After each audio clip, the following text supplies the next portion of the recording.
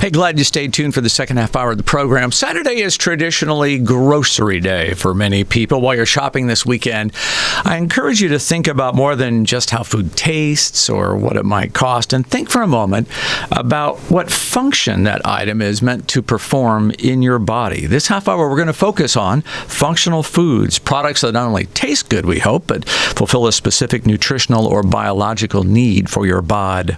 Over the past 17 years, Sarah Claycomb has worked at the health food shop on North Anthony Boulevard.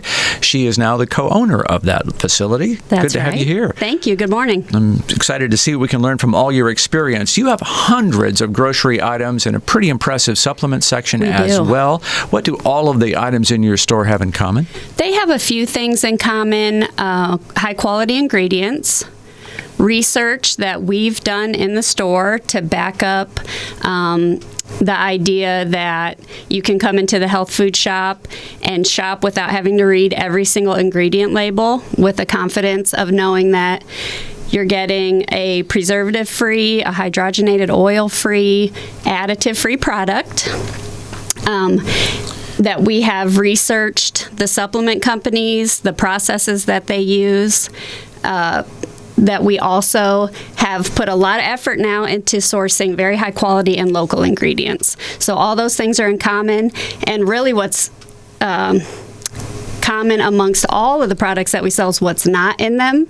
So we just leave all the funky chemicals out. No high fructose corn syrup. Not in the store at all. Stuff. That's right. Yeah, so it's a curated collection of grocery items for you. That's right, yeah. Awesome. So if I want to select functional foods that are doing something for me, addressing a specific need, is that how I think about it? Is that the right way to think about a functional food? I think we should think about food in the terms of everything that we eat is going to create some sort of a reaction in our body, whether that's a negative reaction or a positive reaction. A lot of the food that is in our food system currently creates negative effects on our body, and functional foods are those foods that we know are going to cause a positive reaction, and in some cases reverse those negative reactions that our bodies have been going through due to the food that we eat. You also have turmeric that is grown locally. That blows my mind that we're growing that around here. Yeah, that's a product of Fox Trail Farms, a great operation that we're very lucky to be working with. And how do I use turmeric in a functional food method? Sure. So turmeric has anti-inflammatory compounds. It's used as a cooking spice in curries and things of that nature. It's concentrated and combined with absorption aids and put into supplements that people take for a strong anti-inflammatory effect. But people also drink turmeric juice and use the root to make tea. I didn't know that. What's it taste like? It's not spicy or sharp or strong, really, but it has a very earthy flavor, and really needs to be combined with black pepper or some other aids to help your body actually absorb. Yeah, berberine. It needs to be. Exactly. It needs to be in that. I get that. Back in the old days, back in the Victorian days, after a big meal, they would serve a ginger tea as a digestive aid.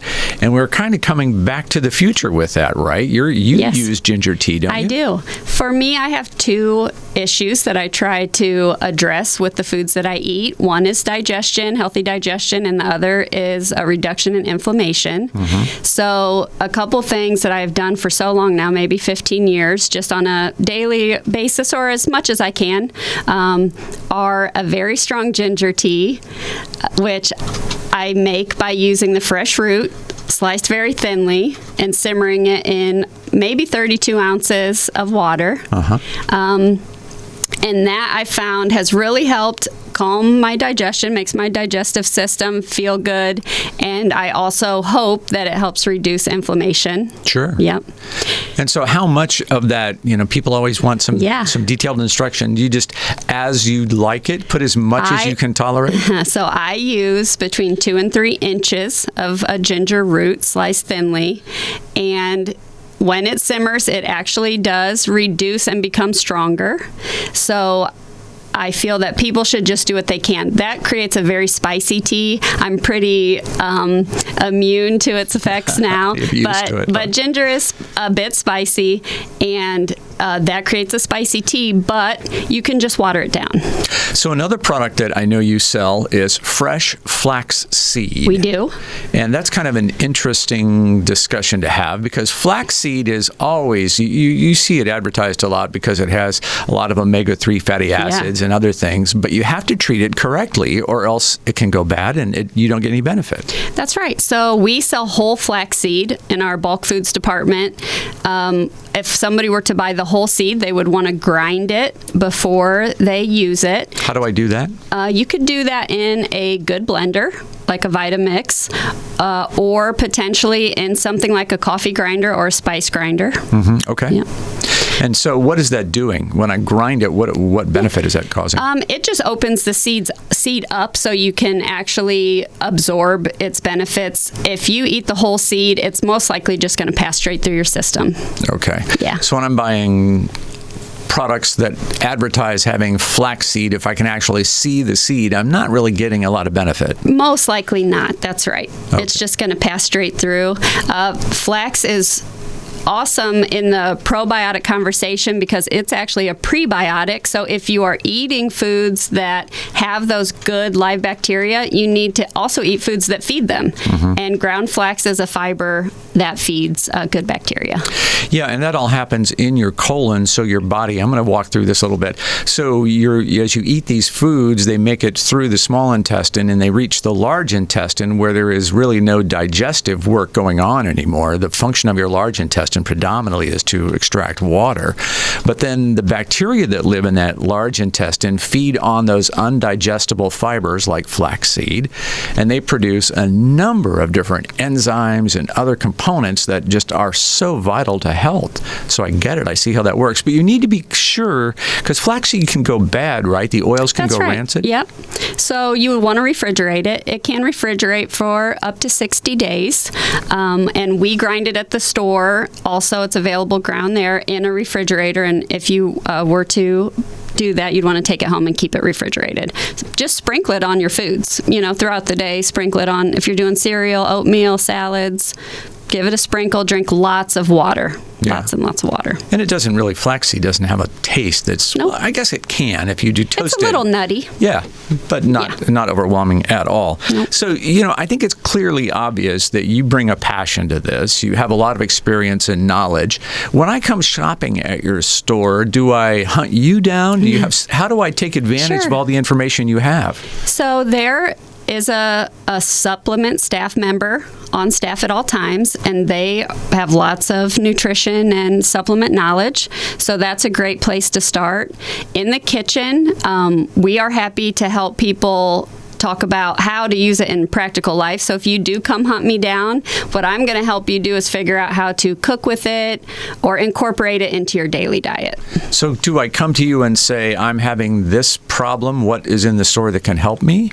Yes, a supplement staff member would most likely be the one to help you with that. And people do.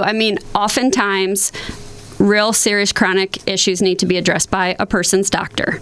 But there is a lot of nutrition advice available at the store, and especially if you have somewhat of your own idea of what's going on or how you would like to start to address it, we can be very helpful. What is the new thing that's coming? Because there's always changes in your world. What's the next big thing? That's right. So, a lot more plant-based foods are coming. What we will be focusing on at the Health Food Shop is how to incorporate non-processed or minimally processed plant-based foods into people's diets, because we all need to get a little more fiber, a little more roughage, a little more live food into our diets. So give me an example of what that might be. What is a plant-based food item that's coming out? Sure. So there, of course, there's going to be a rollout of lots of plant-based patties, various ways to eat a sandwich or a burger that is based in plants. You mean a veggie burger that's being more? Tell me how they're changing, because they've, in my experience, have been either hot or cold. They're kind of either, that's a hit, or man, that's a big miss. Yeah. So For us at the store, there's sort of two different lanes in the plant-based patty world. One is a highly processed patty that will work for some people. That's not where we're really going to focus. We sell a couple different lines of very minimally processed and whole food ingredient patties that are delicious. But in the coming year and years, there are going to be a lot of ways introduced to us to incorporate plants in the diet, but we really want to focus on things that are minimally processed. And what we are trying to help people do at the store is really just start with whole foods and find a few simple recipes and a few simple ways in their life to incorporate just real whole foods into their diet. And, there are people who don't get what whole foods are, what we're talking about here. So what is a whole food to you? From a very basic standpoint, it's a food that's not made in a factory. That's the most straightforward way to approach it. There are some products, and we really seek to find those products that are convenient and are helpful, but have a very short ingredient list, and also just supply straight whole foods that have not been adulterated or prepared yet. Whole foods will be foods that you prepare, that you take home and prepare. So eating like Grandma and Grandpa did on the farm all those years ago. Oh my gosh, yes. We have to leave it there. We've got to run. We're almost out of time. I thank you for listening, and I hope that you'll be back next week for another episode of Health Call Live.